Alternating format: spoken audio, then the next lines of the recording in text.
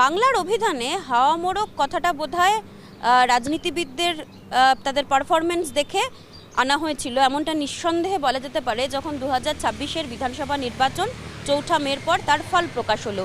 বিশেষ করে বড় একটা অংশ তারা রাতারাতি একেবারে সেকেন্ডের মধ্যেই গেরুয়া আবির মেখে বিজেপি হয়ে গিয়েছিলেন।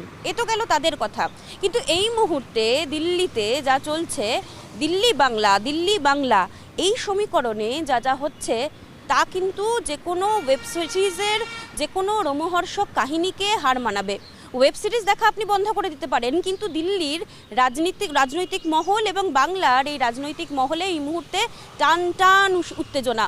বিশ্বকাপে যখন আপনি নজর রাখতে চাইছেন সেই সময় দাঁড়িয়ে হঠাৎ করে সুদীপ বন্দ্যোপাধ্যায় তার নয়া টুইস্ট। সুদীপ বন্দ্যোপাধ্যায় সরাসরি চলে গেলেন দিল্লিতে ভূপেন্দ্র যাদবের বাড়িতে। ভূপেন্দ্র যাদবের বাড়িতে তিনি কেন গেলেন? শতাব্দী রায়কে নিয়ে তিনি সঙ্গে গেলেন।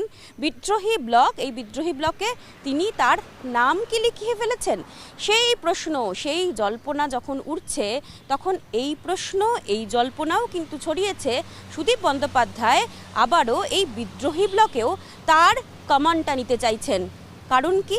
কারণ কাকুলি ঘস্তিদারকে নাকি মানতে চাইছেন না বিদ্রোহী ব্লকেরই একটা বড় অংশের সাংসদরা, যাদের মধ্যে অবশ্যই বেশিরভাগ মহিলা তৃণমূল কংগ্রেসের সাংসদ। আর বিজেপির কেন্দ্রীয় নেতৃত্ব তারা এই নয়া টুইস্ট, বিশেষ করে টালমাটাল তৃণমূল কংগ্রেসের এই অবস্থা তারা পরতে পরতে উপভোগ করছেন।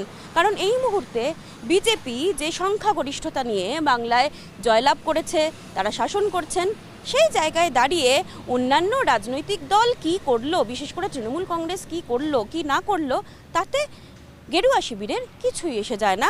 অন্তত প্রকাশ্যে তো তারা তাই বলছেন, কিন্তু ওই যে বললাম রাজনীতি, সম্ভাবনা, চাণক্যনীতি, অঙ্ক, একাধিক বিষয় সামনে যখন আসে, তখন সুদীপ বন্দ্যোপাধ্যায়দের মতো এই বর্ষিয়ান রাজনীতিকবিদ এবং তাদের বিভিন্ন রকমের পরিকল্পনা, তাদের নয়া নয়া টুইস্ট, তা তো কাজে লাগাবেন অন্য শিবির, তা তো বলার অপেক্ষা রাখে না। আর এই জায়গাতে কুণাল ঘোষ, যিনি সাংবাদিক ছিলেন, যিনি রাজনীতিবিদ, তার মন্তব্যও কিন্তু নয়া মোড় এনেছেন।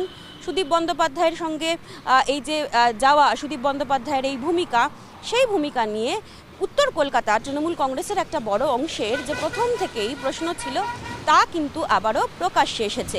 কারণ এটা তো শোনা যাচ্ছিল, এই যে কোনো মহল থেকে এটা তো বলা হতো, এই যে তাপস রায়দের মতো বর্ষিয়ান রাজনীতিবিদদের দল ছাড়ার, অর্থাৎ তৃণমূল কংগ্রেস ছাড়ার পেছনে এই সুদীপ বন্দ্যোপাধ্যায়ের ভূমিকা বা সুদীপ বন্দ্যোপাধ্যায়দের মতো বেশ কয়েকজনের ভূমিকা কিন্তু সেই সময় ছিল। আর সেই সুদীপ বন্দ্যোপাধ্যায় এখন সরাসরি চলে গিয়েছেন পদ্ম শিবিরকে ম্যানেজ করতে। জি 24 ঘন্টার জন্য ক্যামেরায় শুভ্র ঘোষের সঙ্গে মৌমিতা চক্রবর্তী, কলকাতা।